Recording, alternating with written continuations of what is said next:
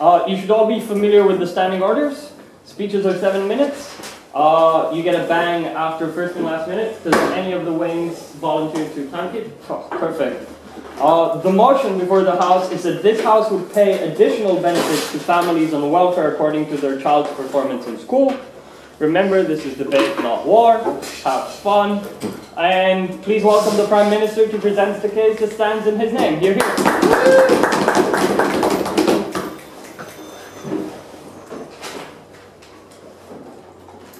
Okay. Yay, euros. Okay, so we recognize that poverty is a rather cyclical thing. I mean, if you're growing up in an impoverished place, you're much less likely to break out of that. You're much less likely to have the kind of opportunity offered to people typically in the debating societies.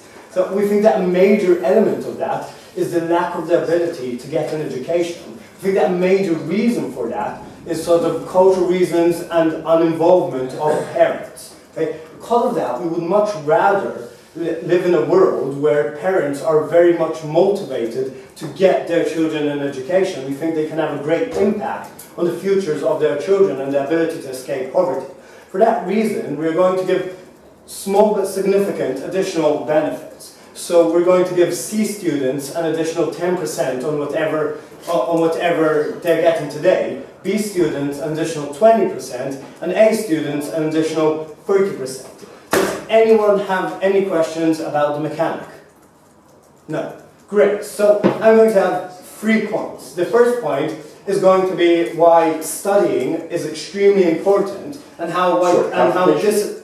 What? Clarification. Yeah. How often will these tests be? Will it be 1 test a year, or like every week, or how often will you do the test? Right. So you get a certificate. If you're an A student, you get the relevant bonus on average.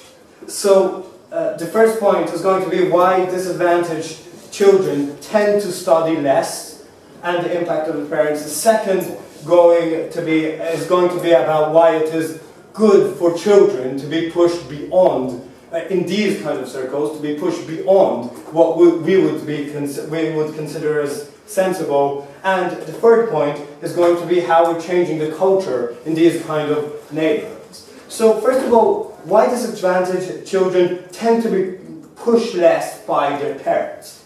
So I think that there are 2 major elements. Okay? The first is that the parents just don't have the capability to help as much as, say, more rich parents. First of all, because they're often not educated. Second of all, because they often don't have the time. And thirdly, because they just aren't used to it. Perhaps they have a disdain towards the more academic forms of life because of their personal experience. Now, we think that giving a financial imperative to these children, to these parents, which is both significant and long-term, right? Because if your children gets a sort of long-term studying habit, chances is he's going to constantly be getting C's, B's, A's. So it's a long-term investment which has a meaningful financial benefits, which makes it worth it to invest in educating children earlier on. Okay, so I think it might even be a good investment to perhaps get tutors or get someone from around the neighborhood to help or offer any help you can get. Okay? Second of all, we think the immediate alternative of these children, especially in the higher grades, is often to just go out and work. Right? If your family is on the dole, if your family is based on welfare, then the kind of jobs available to children are quite attractive. The very small amounts of money you get working at McDonald's become extremely significant for these children. And know that this is an immediate alternative to studying and developing your future. Now, we think that a financial incentive here is extremely important and has a great impact because the parents can make this investment, they just don't have the time, and the children can choose to educate themselves over working, they just typically don't have the time. Any questions? Second? Yes. Yeah, second. So surely the financial incentive to get a good job for your children already exists in as much as if they have a better job, they'll give you more money. How does this financial incentive actually change in any meaningful way? Yeah, so we believe that the financial incentive today is extremely far along, right? If I'm investing in grade school children, because I have this sort of vague belief they might get a scholarship to Oxford one day and change my reality, there is incentive, it's just way, way further down the road. Okay? Now, second of all, we think it's quite healthy for children to be over-pressured. Why? First of all, because most children, we acknowledge that there are cases where the parents are going to over-pressure the children because of the financial gains. I think this is quite healthy. First of all, because many children will be more successful when they try, at least to an extent. We think that is very healthy in sort of nurturing a kind of confidence, a belief in success, a belief in self, and a sort of sense that I can study. But let's say that these children don't succeed. You know, those children that just don't, have a learning disability, which is commonly not acknowledged in these kinds of circles. Okay? So, at the very least, they are going to be trying. So they are going to be picking up studying habits. Now, these kinds of studying habits do translate, typically, into working habits, into just genuine grit, on the idea of sitting down and working through it, and failing, and sitting down and working through it again. Now, we think that especially for children, from this kind of environment, this is extremely important in building the kind of character that can help you escape the circles of poverty, that can help you self-actualize and create your own future later on in life. Yeah, first, you want a question? Yes, does you really think that it's only one way to be succeed if you are finished university? Does that any other way? Like, you know, there are many other ways. Just getting an education is a bloody good one, right? So, thirdly, we think that we're sort of going to create a shift in the culture around these areas. Because the truth of the matter is, if you're going to the kind of neighborhoods where typically a majority of the people working on are on welfare, there are a lot of things cooler than school, right? The cool kids are the ones who are working, the cool kids are the ones who are flirting with crime. Okay? And what it means is that even those people who want to educate themselves, even those people who have this sort of self-motivation to go and get an education, it is extremely hard for them on a social level. It is extremely hard for them to be accepted in that way. Now we think that enough people will be pressured in their parents to create a critical mass of people who take school seriously. And that sort of creates circles that are good at co-educating each other. That creates circles of support and circles of people who can work together in order to educate themselves and bring themselves into a better future. We think we're creating a world in which much more people are getting an education. We think that those people are much more likely to break the circle of poverty. We think that is very fair to those children. It has an extreme impact on their lives. And that makes it a good policy. I thank the gentleman for a fine speech and invite the Leader of Opposition to present the case for the other side. Hear, hear.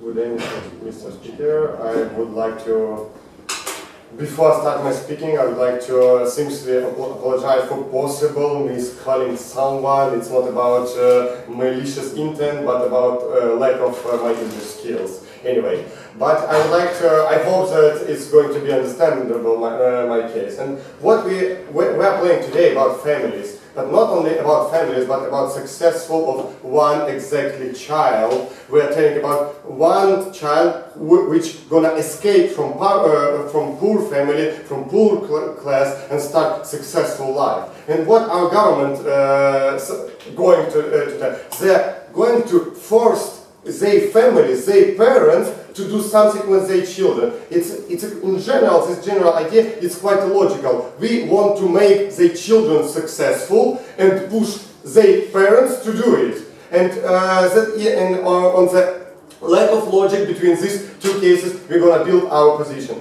Firstly, in general, we really believe that this motivation will force parents to use unfair and unpleasant way to motivate their children. It's gonna be psychology pressure. It's gonna be physical punishment for them children. And in case if we accept that in most of cases it's unfortunate, unhappy family, it's really difficult to control this life. And of course we understand for the poor family, money is one of the biggest motivation, and it's one of the most important thing. And in the case if you have not so clear future, you are not sure about does you have enough money to pay your deposit, to pay your credit, this pressure going to be harsher and harsher from day to day. And we are afraid that it will not create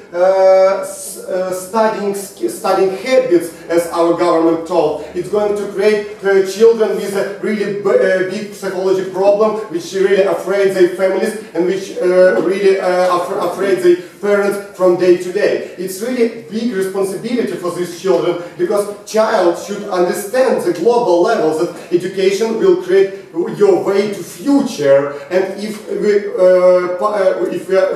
punish them and stick them ideas that from your today education depends your today for your family, we are things that it afraid the children, and this and it motivates parents to use unfair and bad way to pressure the children. Our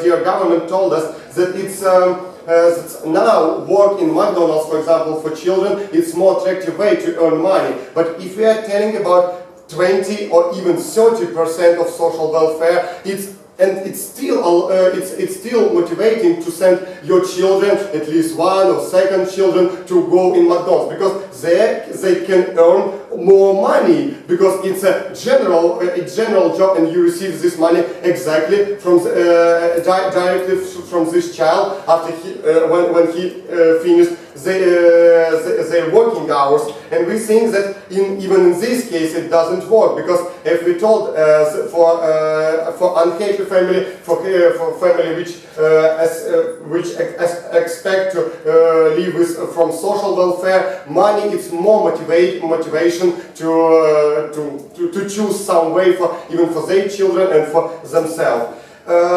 Other idea, we are telling that it's unfair, this general idea that efforts made by children but benefits receive their parents. In case if we agree idea that in some cases we have parents which unhappy, which have some part of addiction, maybe they are not self-realized, we have really big doubts that this money will use on the needs of these exactly children. We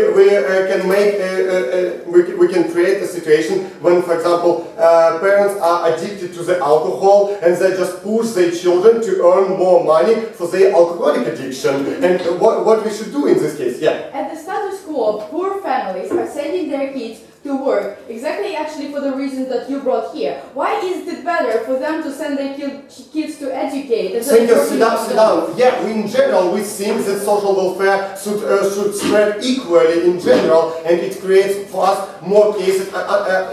In general, in status quo, we have no so much pressure for these children as you in status future. That's why we think status quo much better, because children don't receive so much responsibility for future of their family, which is unhappy, which is unsuccessful. Other idea we would like to continue. We think that more successful, a much better idea that children will be responsible exactly for this money. It can be created by long-term deposit for these children, which are not using by parents but using only by children when we under 18. It's a much wise level, because children earn this money especially for themselves. They earn this money and they build their future. And it's more logical, because you are benefited not parents which do nothing for this successful. You are benefited children which and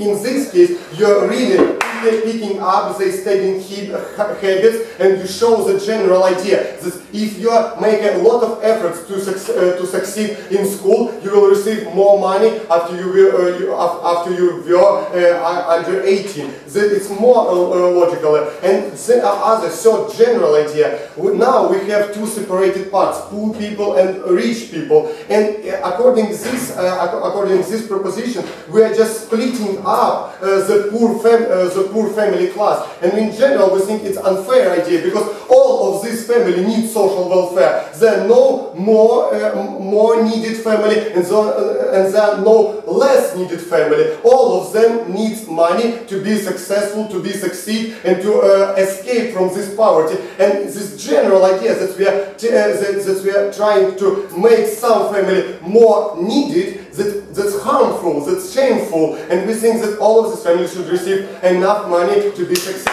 Thank you for your attention.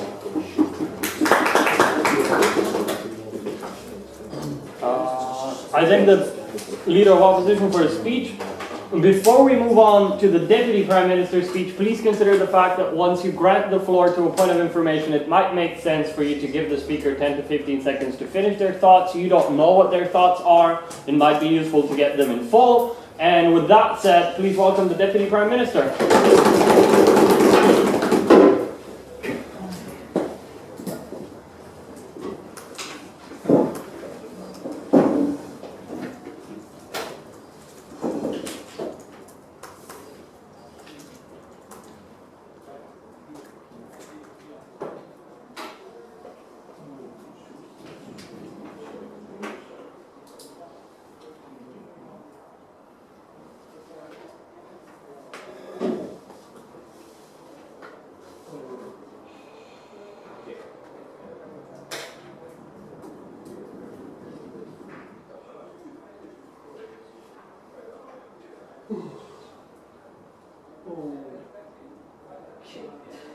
I'm going to talk in my speech a bit more, firstly about the child. We're going to give you the actual balance between the so-called harms that we've heard from side opposition so far versus the benefits that we already gave you in our speech and sadly we're not engaged with by first opposition. Secondly, I am going to talk to you about society as a whole and specifically in those neighborhoods. What do we change and why is that so good? Before that, quite a bit of rebuttal. So, first of all, please notice we've heard from opposition that there is going to be huge psychological and maybe even physical pressure on the child to succeed. Two things about it. First of all, please notice they already conceded what Ari has told you about giving the motivation to the parents and that motivation working in order for the children to actually succeed in school, right? That means that all of the benefits that Ari has given you still stands firmly on the table, right? Secondly, please notice that we've never actually heard why parents will go to such psychological and physical pressure. First of all, we think it's very likely that some of the children would actually succeed and their parents would be pleased and would not pressure them because they act like much more than they do right now because they actually succeed, right? Secondly, we think that going into physical pain is very, very hard, right? Like, we think most parents, even if they're poor, they really love their children, right? Harming their children seems very, very harsh, even if it saves them money. Please notice that, for example, taking your child to the hospital costs a lot of money, but those parents do it because they love their children, right? One of the major things they want that money to begin with is for the children. We don't see why they would harm them so much. Would they pressure them? Yes, we acknowledge that, but we've never really heard any hard psychological trauma, and the bit we've heard I will address in my book. Secondly, we've heard that we have that it's problematic because that parent might be abusive because he's, for example, addicted to substances of this and that. So, now, what do we say of that is two things. First of all, please notice that being the child of such a person is horrible anyway. He probably is not spending his money wisely anyway. The mere fact that we're giving him more money just increases the chances that some of the money would go into good venues that help the children, right? Honest. Secondly, please notice that what we're doing actually is we're letting those people an incentive to help their children, right? Instead of sending their child to McDonald's, which is probably never going to escape the social, circle of poverty he's actually now has an incentive to send his child to school. And that is very good because, as I have shown you, this is a great way to break the circle. Right? Lastly, please notice, they've told us that you can put it in deposit for the children. The problem with it is that we really don't know how this would be effective, right? Why? First, because the child itself, we think he doesn't think on what's going to happen when he's 18, when the child is 6, right? Children don't think that far ahead. The fact that parents might not even think that far ahead, the fact that the parent gets money each and every month is something that is very, very crucial to me, right? Secondly, please notice that we actually did explain to you how, by the fact that you incentivize the parent, the child will be affected and actually will be successful in school. So we've actually shown you this mechanism works. Lastly, please notice they've told us, well, just distribute it evenly among those who need it most. We're saying two very simple things. First of all, right, that's not mutually exclusive. Maybe we should also have some perimeter of how much this family needs the money. Secondly, please notice, this is exactly what we already do today in the status quo that they need to protect by the idea of unemployment fee, right? What happens? We actually incentivize people to keep on looking for a job and not giving up because it's so important for them to break the circle of poverty, right? So the idea of incentivizing financially someone to break the circle of poverty is something we already do today. They need to show us why, the nuance of why is it different in this specific case. Before I move on to my case, point of view, second. So at the moment, loads of families across Europe rely on food banks in order to feed themselves. How will it affect a 6-year-old if they need to get an A in order to feed their family? That's the psychological stuff that I'm just going to right now. So what did we hear about that psychological stuff? So first of all, as we've said, we've heard of psychological and physical harm, but we've actually really never heard how they're going to happen. The one thing that we did hear is that I'm going to now be afraid of my parent because he's pushing me so hard and I'm afraid to fail him. Let's even extend that into what second government has just told us about I fear of letting my whole family down, right? Knowing that my family is really dependent on me. What we're saying is the following thing. A, we're not really sure that's a bad thing. Why is that? We think that this creates enables the child of having two things. A is the feeling of very, very clear connection to his family, right? The notion that the family is a part of me. Everything I do for the family itself. We think that is exactly the way you build a strong family circuit, right? Please notice this is exactly what parents do, right? Parents know that their family is dependent on them and they are committed to that family. They help other people in the family. Now, please notice that since we want to help all the poor people, this actually means that we're not helping just that child himself.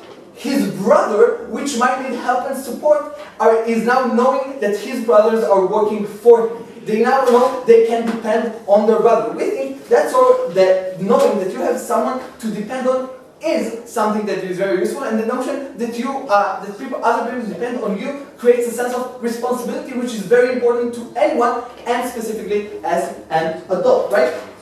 And secondly, you notice they still need to balance it out with the benefits that we show you of actually acquiring habits. Now, please notice these habits help you not in pretty much everything you do, right? Say this child will want to be a debater someday. The fact that he can study might actually make him better at debating it.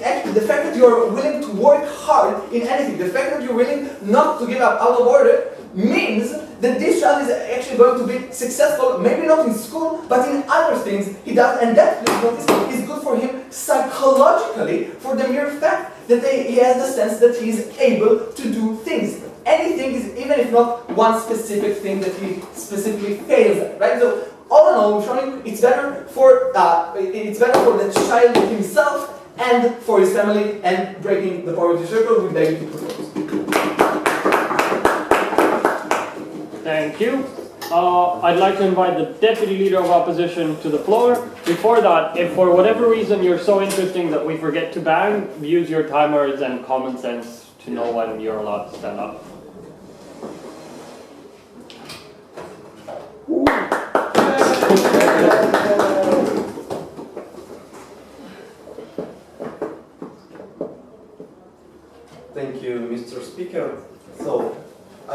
about that.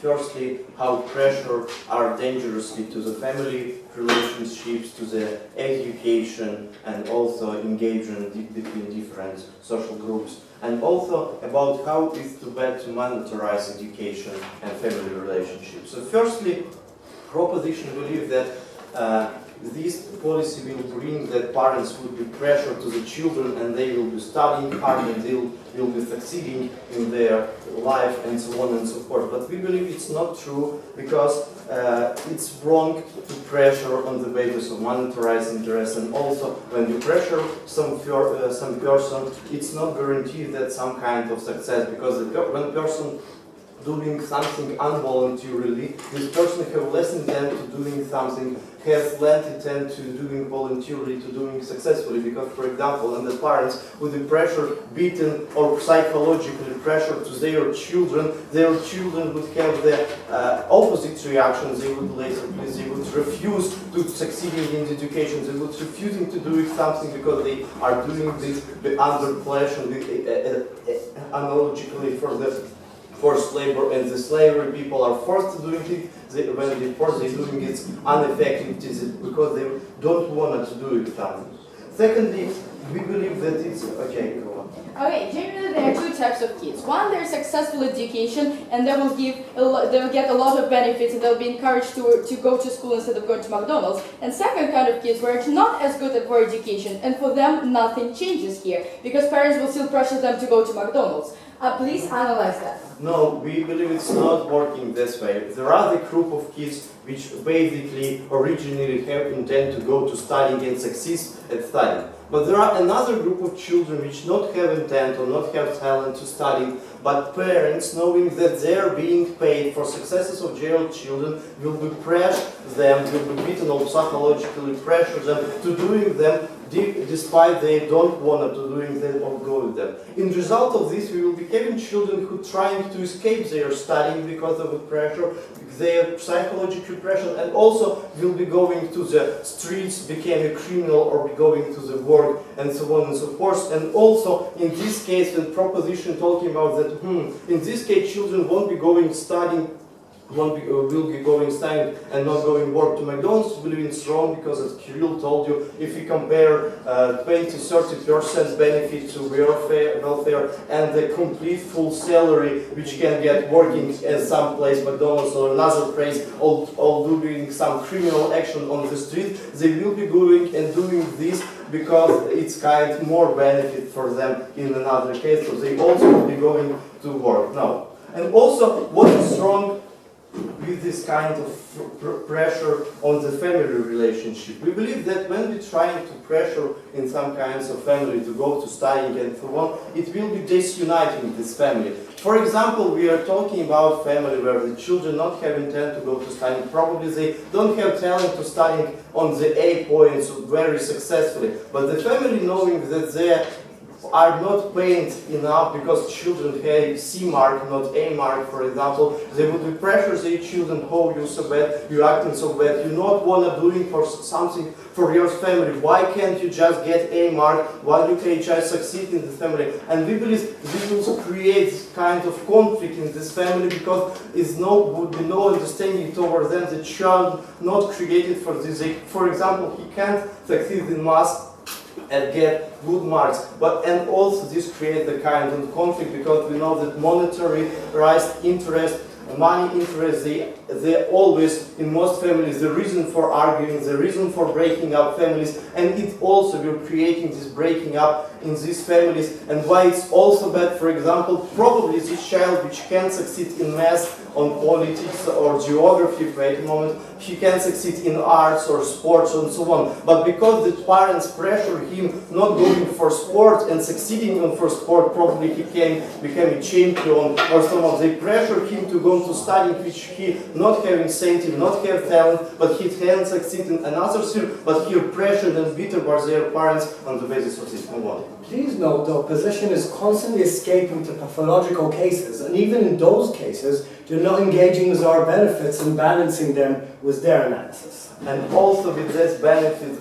another benefit which was brought in not some kind of engagement and creating cultures to studying and not go to the work. But we believe it's also destroy and undermine this idea of engagement. Nowadays we have separated society. It's a society separated on rich and poor people, but creating this policy, there would be families which have talented children, which can go to study and get additional benefits, and the families which don't have this ability, probably their children not successful in this sphere, and on the basis of this we also disunite this group of people which all was dangerous. Despite of uniting rich and poor people, we disunite and separate our society on more group which more dangerously and we believe is bad. And also, what is bad to monetize education? We believe this idea expect of creating deep inequality towards poor people who require some welfare, as Kirill told me. We believe that if we have some ability to get and give additional welfare to some kinds of family, it's better to separate this welfare on equally towards them, or for example on the basis of needs of this family, not on the basis of education. We believe it's wrong creating this disequality, and also we believe it's wrong to monetize education. Why? Because when children are succeeded in education, because you succeeded in education, then you have to intend to educate. When you have intent to study something, to learn something, and you wanted to learn something, only in these cases it would create people who are successful and so on. But if we're talking about poor family which not have this culture to succeed in education, which don't know and don't have ability on this, it won't be good, it won't be kind of forced labor on the basis of child rearing. On the basis of these reasons, we beg you to oppose. Thank you. Now time we move to the second half of this debate. Please welcome Member of Government.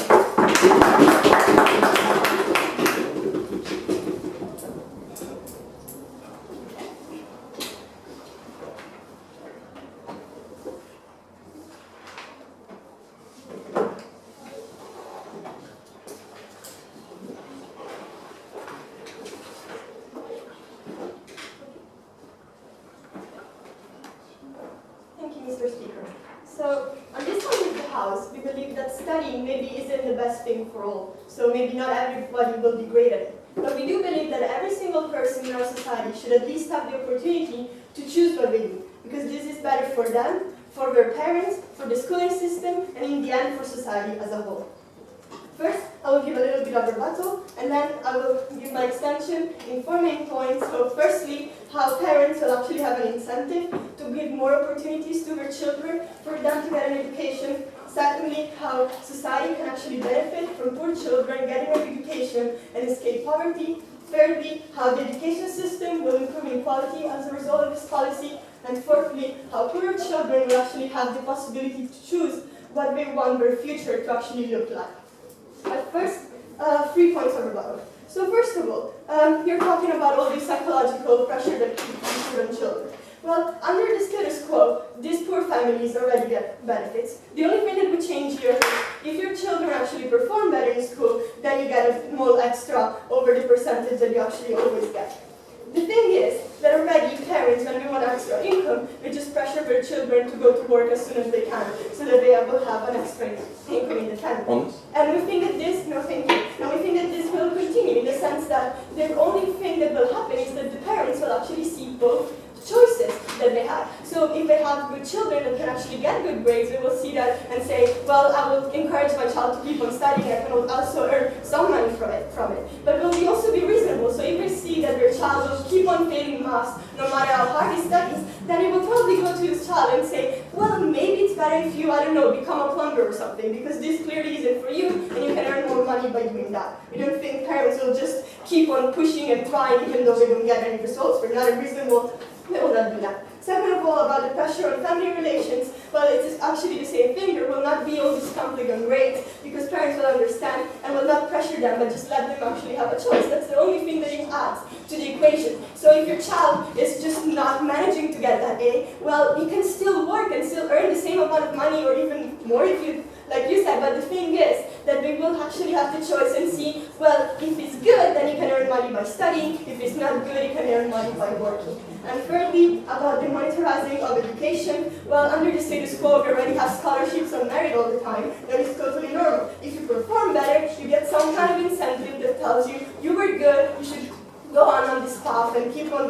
harder because you can actually achieve something. And about the bad extrinsic incentive that you can give you talked about, well, maybe it is about extrinsic incentive, but at least, as I said before, it gives a choice to these children to actually keep on studying. Yes, second half. If I now choose to do anything that isn't working hard at school, if I want to be a footballer or an artist or anything like that, I'm now literally stopping my parents from having money that they would use to feed the family. How is that the kind of choice you want to give to children? Well, first of all, often when you're in high school or in middle school, there are arts classes in your school, or there are like art schools, and there's football and all that kind of stuff. You can keep on doing that, that's not a problem, especially if you can earn money through it. And if you want to drop school and just perform or whatever you want to do, well, either you can find a way to earn that money or something, or you can balance both things. That also happens a lot of the time. Even that's just a very minor case that does not apply to the majority of cases that we're talking about here, and that does not really demolish the case completely. So on to my first point, how parents will actually have an incentive to give more opportunities to their children. So often parents have an incentive to value the education of their children,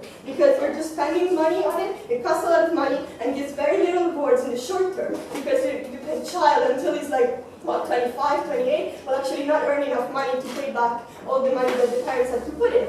So often they encourage their children either to work, or often they just have no interest in education whatsoever, especially when we're at a young age. You just don't see what's the point of actually encouraging the children to study or to go to after school. But if they see that they can actually get something out of it, so if they can see that if your children perform well, they will actually manage to get something out of this equation, well, when their children are younger, they will probably take care that their children are studying and they are trying to get an education. For example, they will probably take care that they try to go to after schools or take up all the opportunities that society offers these children, which is often not the case in poor neighborhoods, where parents don't see what's the point of even doing it. And then when we have older kids, we will not encourage our children to just drop off school or not study and just go to work, because they will see, well, if you can work hard enough and get me that extra money, well, then you can choose. You can either go to school or go working. It's up to you. But either way, I'll let you choose, because I actually can get something out of it in the end. So we think that at least now that they can see a value in education, they will probably work harder towards it, and they will give more opportunity to their children, which is often what is lacking in poor neighborhoods, and what makes sure that children from poor backgrounds don't have the same opportunities regarding these things, rather than their middle class or upper class peers.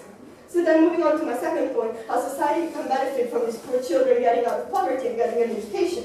So I don't think that social welfare is something that society wants, in the sense that it costs money, you don't get anything out of it. It's just something that we have to do, but we don't want to have a lot of people on social welfare, obviously. Well, we think that if, at least in the short term and right now, we give children the choice to actually get an education and work harder and get somewhere in life, well, then we can give them these children the choice to actually get out of the circle of poverty that first half talked about, and therefore benefiting society, because you will have less unemployed or less unproductive or underproductive people in your society, and more people that can actually achieve something, getting an education and actually managing to achieve more with their lives, that they were actually the opportunities that are usually given to them because of their poor background that they come from. And this obviously will benefit society, because then you'll have more productive people that can pay higher taxes in the future, instead of having to use taxes paid by other people to pay for unproductive people right now. Thirdly, the education system will improve in quality, because often schools in poor neighborhoods are of better quality. Children come to the point of studying, their parents never taught them that, and teachers have a hard time doing their job. But if children, especially their families, see the value in education, then they'll probably start working harder, and that will improve the quality of the school as a whole, and a better education quality, which means that they will have more possibilities in the future to go on to higher education and to achieve more in life with their studies. And firstly, it gives poor children the possibility to actually choose, because children from these poor neighborhoods often lack the choice of actually being able to study, or just being told, well, you cannot study, just go and work, we need the money right now. But if parents can see a value, a materialistic value in education, and see,